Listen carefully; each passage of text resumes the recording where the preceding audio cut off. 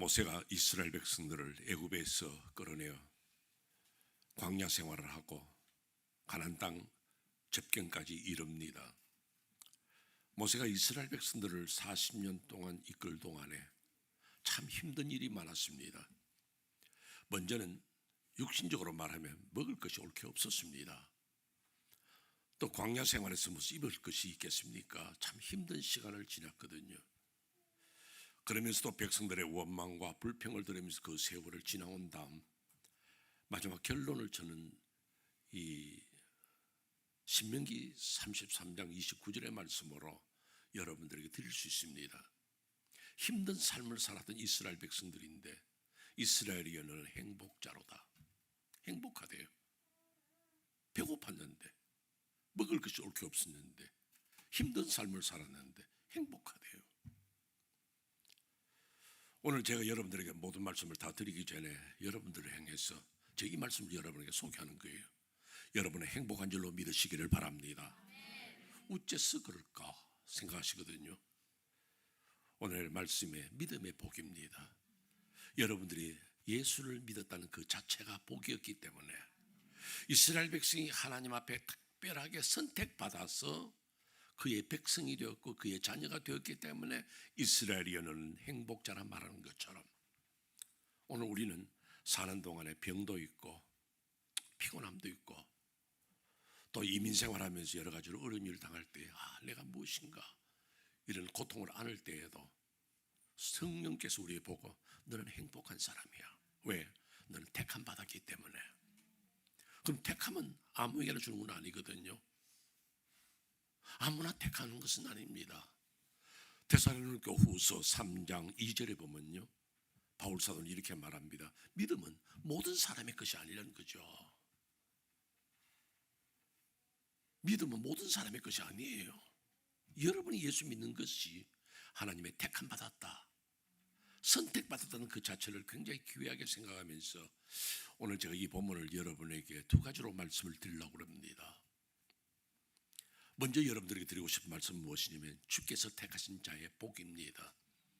주께서 우리를 택하셨다.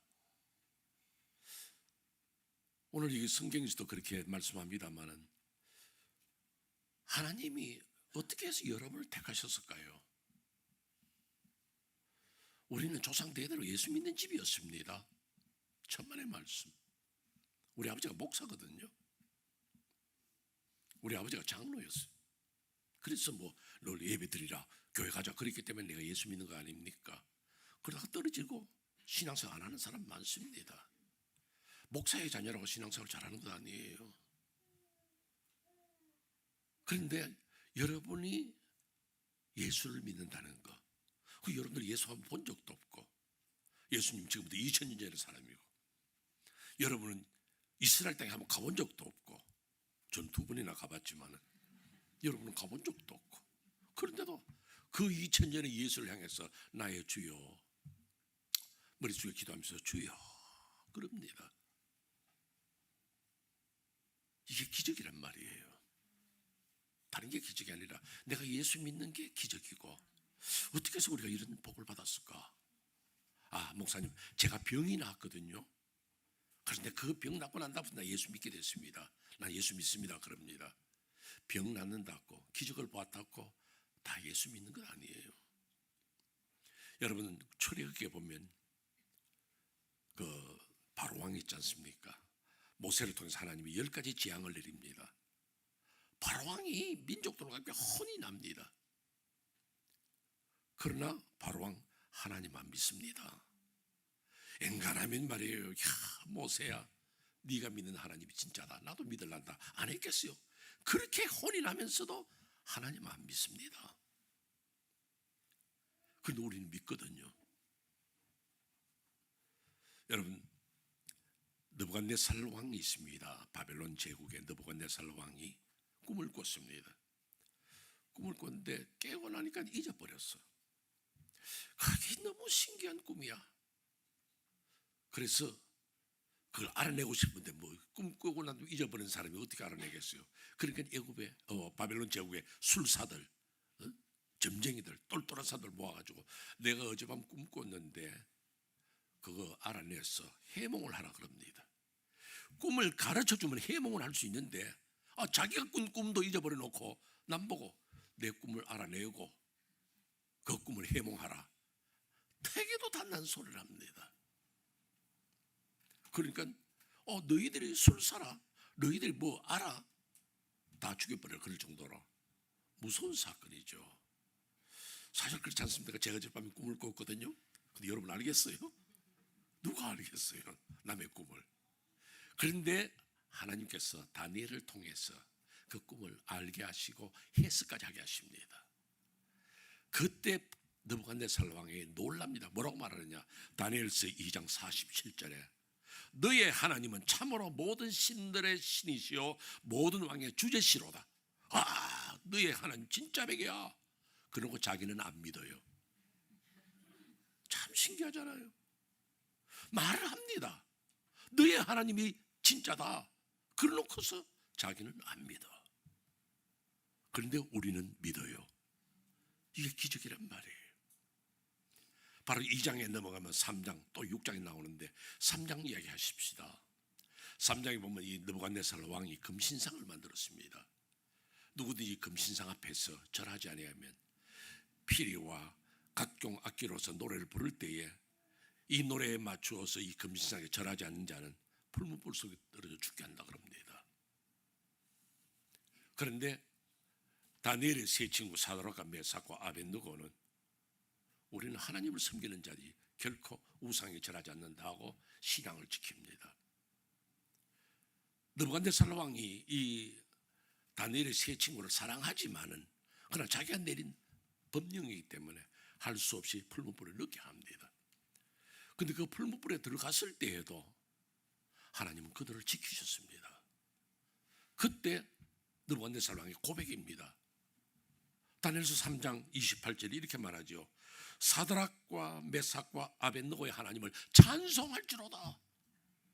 근데 자기는 찬송 안 해요. 자기는 기적을 봤는데, 놀라운 증거를 봤는데 자기는 안 믿어요. 그런데 우리는 믿거든요. 여러분 성경 말씀 믿죠? 이게 복이에요. 여러분들 믿으라 한다고 해서 믿는 거 아닙니다. 여러분, 이런 것을 볼 때에 우리가 정말로 예수 믿는 자의 복을 받은 자들이구나. 하나님은 감사하다. 어떻게 해서 나 같은 사람을 건져주시고 또는 집사가 되게 하시고 또는 저처럼 목사가 되게 하시고 신앙적으로 흔들릴 때도 있었지만 하나님의 붙드심이 있어서 우리를 지키셨다. 감사하다. 이런 고백이 나오거든요. 그럼 믿는 건 어떤 기적을 봤다고 어떤 일이 형통하게 잘 풀렸다고 내가 믿는 것은 아니라는 것입니다. 웨슬레가 설교할 때에 참 은혜로웠거든요. 그런데 어떤 분이 그 웨슬레 집회에 꼭 참석한 한 사람이 있었습니다. 왜 참석하느냐면 그 웨슬레가 설교하기 전에 부르는 찬송들 찬양들이 너무 좋아. 그래서 교회에 오면요 그 찬양을 열심히 듣습니다. 듣다가 목사님이 웨슬레가 강단에 서서 설교 시작하면 귀를 막습니다.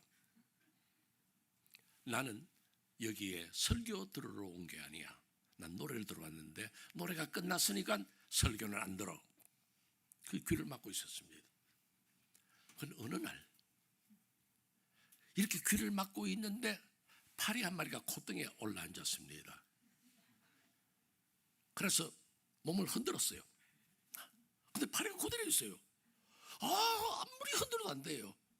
할 수 없이 손을 내가지고 흔드는데 귀 있는 자는 들을지어다 하는데 그때 그 말씀이 쇼크가 된 거예요. 나는 귀가 있는가? 나는 귀가 있으면서도 듣질 않았고 나는 귀가 있으면서도 관심이 없었어. 그때 회개하고 예수 믿었다는 거예요.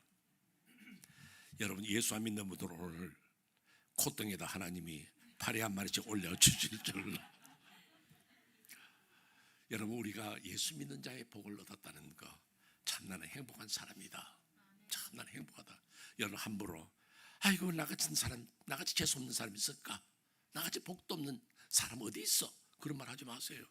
여러분은 근본적으로 복을 받은 사람, 그 복 가운데서 살아가는 성도, 무엇이 잘못되고 힘들고 부족해도 그래도 나는 복된 사람인데 하나님의 인도하심을 받고 살아간다, 감사할 줄 아는 여러분이 되시기를 바랍니다. 이제 두 번째 말씀입니다.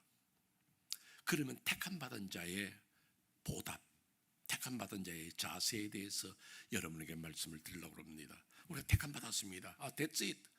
그거 아니거든요. 택함받은 사람은 택함받은 사람답게 살아야 된다는 것 우리는 알아야 됩니다.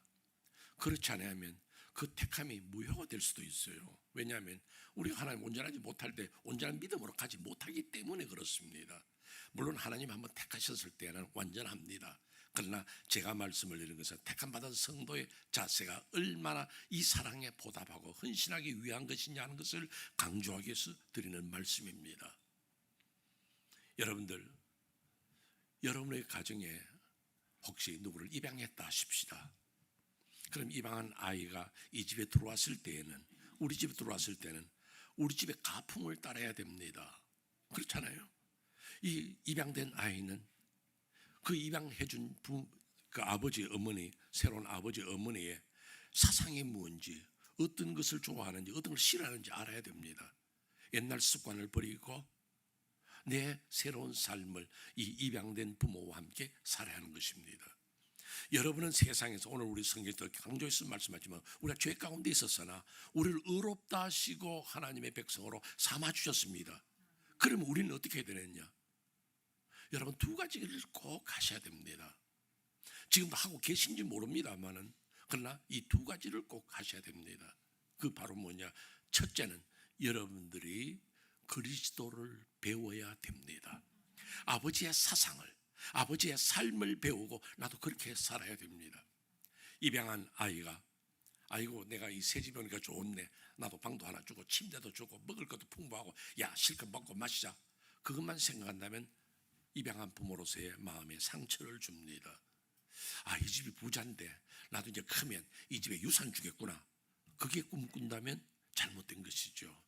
내가 어떻게 하면 이 집에 입양되어 왔으니 이 부모에게 내가 정성을 다하고 내가 최선을 다해 살아갈까? 우리 부모가 기뻐하는 것이 무엇일까? 나를 건져준, 나를 입양시켜준 내 아버지가 얼마나 고마운 분인데 나는 이분을 어떻게 해서 알아내어서 그분의 삶에 맞게 살까? 이걸 늘 생각해야 되는 거 아니겠어요? 그것이 그리스도인의 자세입니다. 그땐 바울사도가 로마서 15장 5절에서 뭐라고 말합니까? 이제 인내와 위로의 하나님이 너희로 그리스도 예수를 본받아 그럽니다. 예수 그리스도를 본받아 사는 삶이 우리의 삶의 자세라는 겁니다. 아까 말씀드린 것처럼 우리는 예수 믿게 됐으니 복 받았다, 그거로 끝나는 것이 아니고 복을 받은 성도들의 목표가 뭐냐는 거죠. 그 목표는 바로 어떻게 하면 예수를 닮을까, 어떻게 하면 예수를 본받을까, 예수 그리스도의 삶을 나타낼까, 이것이 우리의 삶의 목표가 되라, 그 말씀입니다. 여러분들이 목사님을 통해서 설교를 듣고 그건 바로 뭡니까? 예수님이 이렇게 살았으니 여러분들이 이렇게 살아야 됩니다는 가르침이에요. 여러분들 성경을 읽었습니다. 성경에서 주시는 교훈은 어떻게 하면 그리스도의 성품을 가지게 할까, 그것을 배우게 하는 것입니다. 그렇지 않으면 아무 소용이 없습니다. 그렇게 바울 사도는 오늘 우리에게 그렇게 이야기를 할 수 있습니다. 고린도전서 11장 1절에서 이렇게 말씀하죠. 내가 그리스도를 본받는 자 된 것 같이 너희는 나를 본받는 자 되라 그럽니다. 근데 이 1절을 말입니다, 자세히 생각해 보면 저는 이렇게 해석을 하고 싶습니다. 내가 그리스도를 본받는 자 된 것 같이, 바울 사도는 내가 지금 그리스도를 본받고 있다는 거죠. 그러면 너희들도 내가 그리스도를 본받는처럼 너희도 그렇게 본받으라 이야기입니다. 여기서 물론 생각할 때는 너희들 나 좀 본받으라, 나 그리스도 본받지 않냐고 간접적으로 이해할 수 있지만은, 그러나 바울 사도가 그리스도를 본받으려고 사는 것처럼 너희도 그리스도를 본받는 삶을 살라는 부탁이 아닌가, 저는 그렇게 해석을 하고 싶습니다. 여러분 어떻게 생각하시는지 몰라도요, 저는 그걸 강조하고 싶습니다.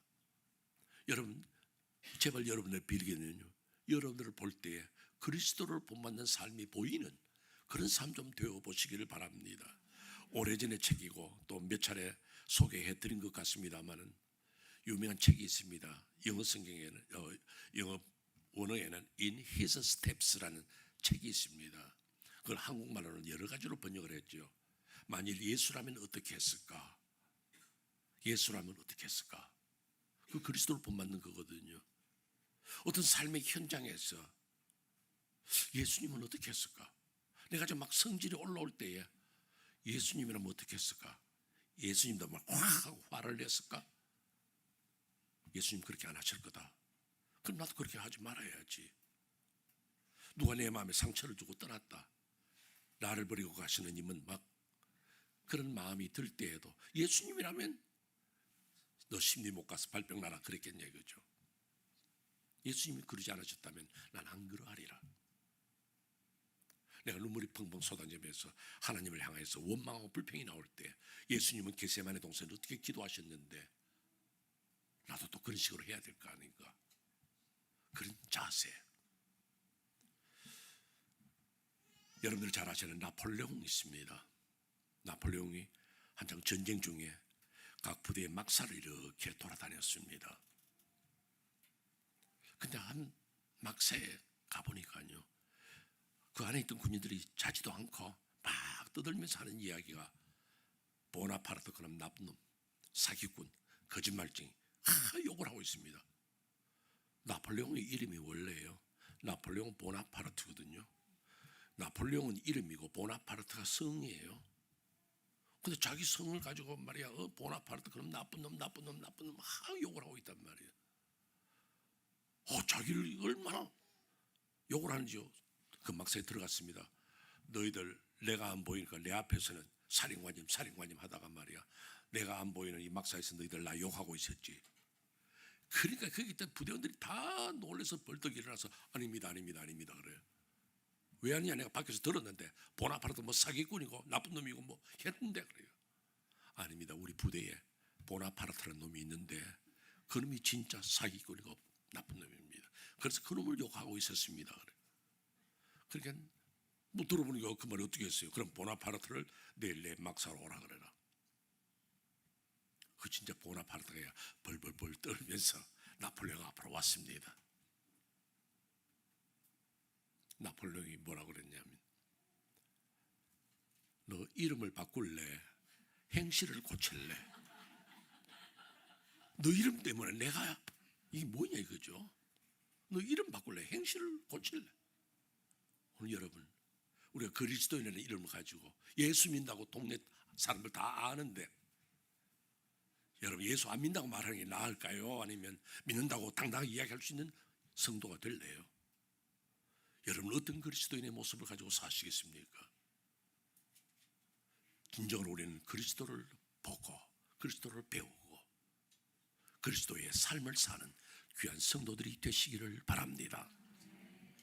그럼 또 하나 더 있습니다. 먼저는 하나님의 은혜로 구원을 받은 백성들, 그들이 받은 복은 바로 구원받았다는 그 자체고, 또한 아울러서 우리가 해야 할 일은 첫째는 그리스도를 배우는 것입니다.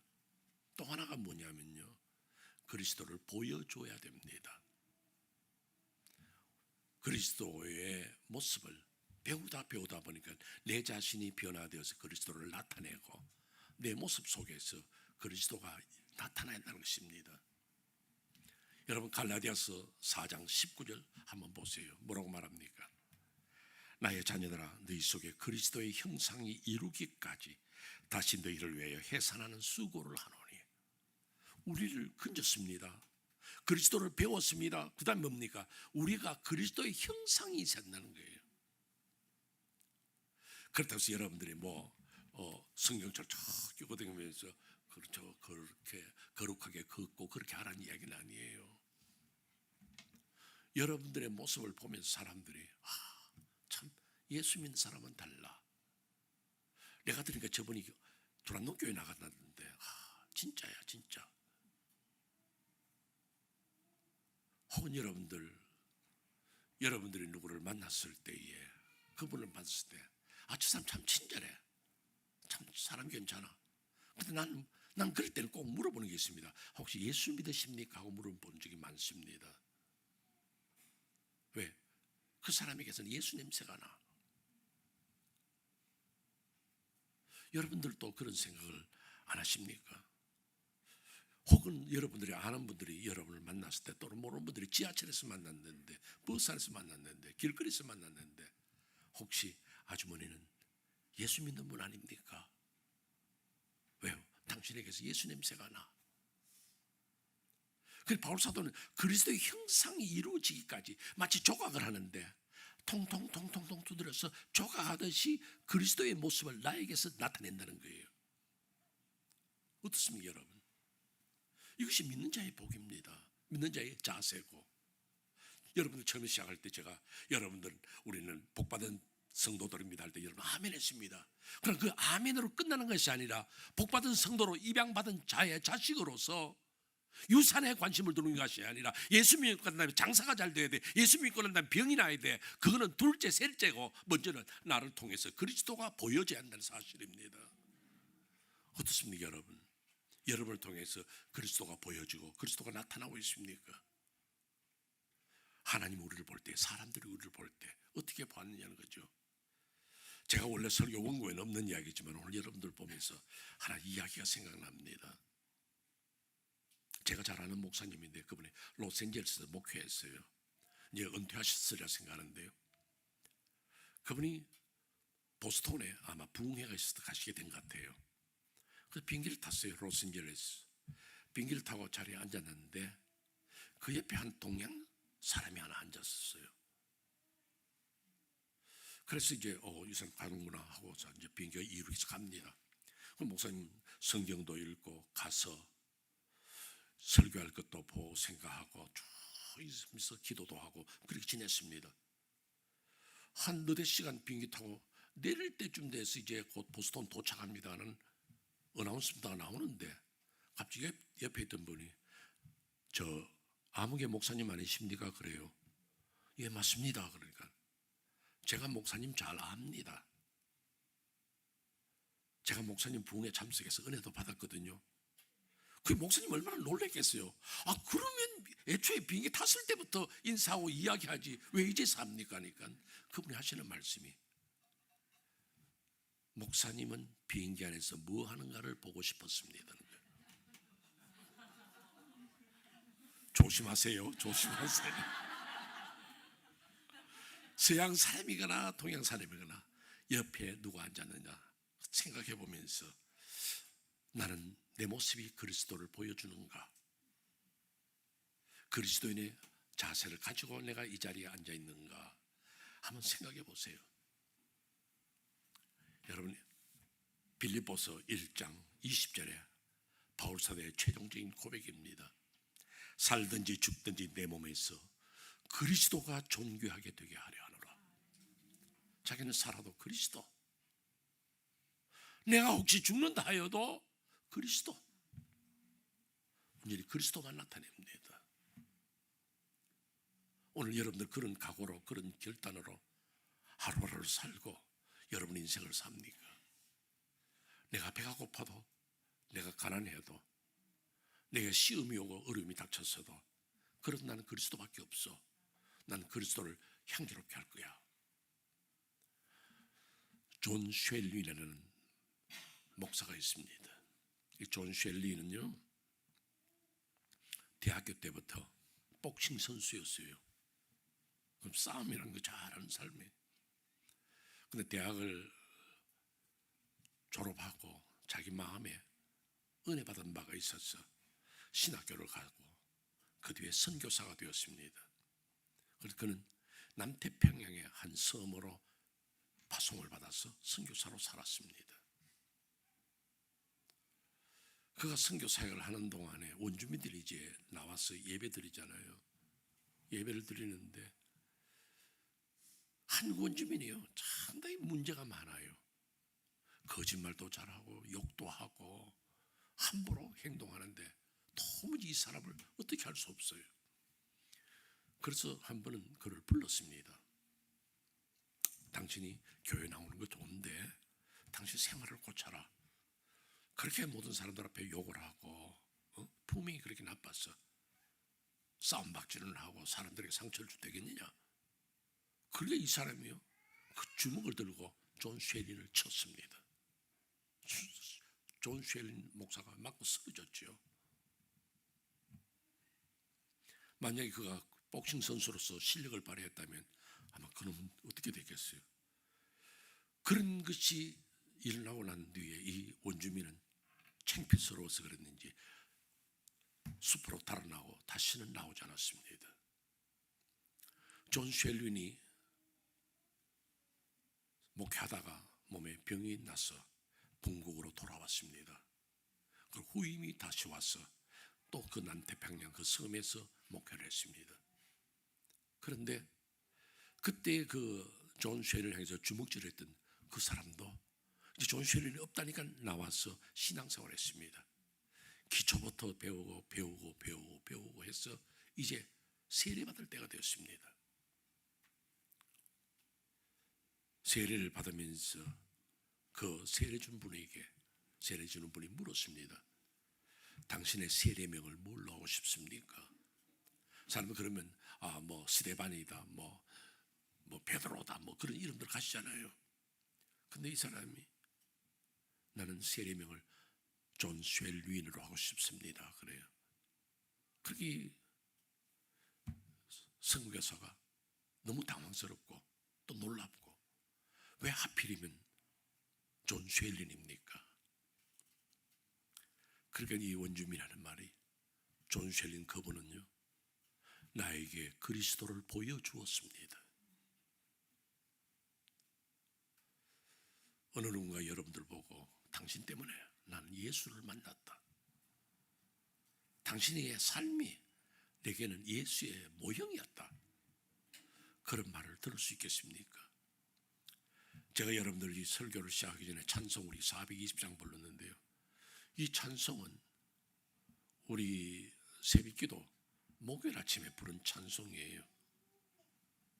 근데 저는 이 찬송 420장 2절을 부를 때요, 너무 마음이 아팠습니다. 우리의 삶을 통해서 예수를 보여줄 수 있느냐 이거죠. 우리 찬송 420장 2절 우리 같이 한번 불러보실까요?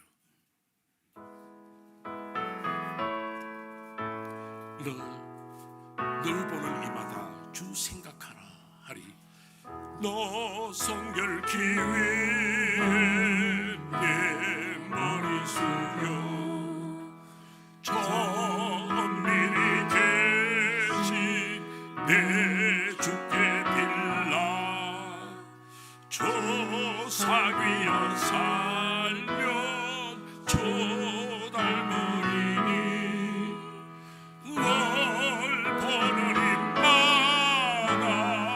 주 생각하니. 여러분, 늘 보는 이마다, 당신을 보는 사람마다 주님 생각이 나는 사람. 우리 신앙생활 그렇습니까? 예수를 믿는다는데 저것밖에 안 돼. 저 사람 교회 나간다면서 얘라 내 주먹을 믿어라, 그런 말 들은 적은 없습니까? 늘 보는 이마다 주 생각하리. 당신을 볼 때에 난 예수가 생각나네요. 예수가 생각나네요. 우리 찬송 2절만 다시 부르고 우리 같이 기도하겠습니다. 주여,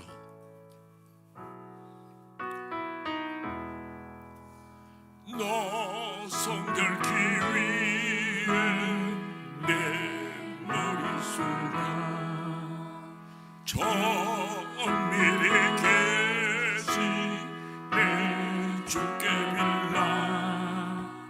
조사귀여 살면 조 닮으리니 널 보는 이마다, 널 보는 이마다 주 생각하리. 우리 같이 기도하십시다. 다 같이 한 목소리로 주여 외치면서, 주님이여, 나 보는 사람마다 주님 생각하게 하여 주옵소서. 나 보는 사람마다 주님을 떠올리게 하여 주옵소서. 주여 우리를 그런 그리스도인 만들어 주옵소서. 정말로 복받은 성도 되게 하여 주시고 그리스도 안에서 살고 그리스도를 배우고 그리스도를 나타내는 자 되게 하여 주옵소서. 우리 다 같이 한번 주여 외치고 기도하겠습니다. 주여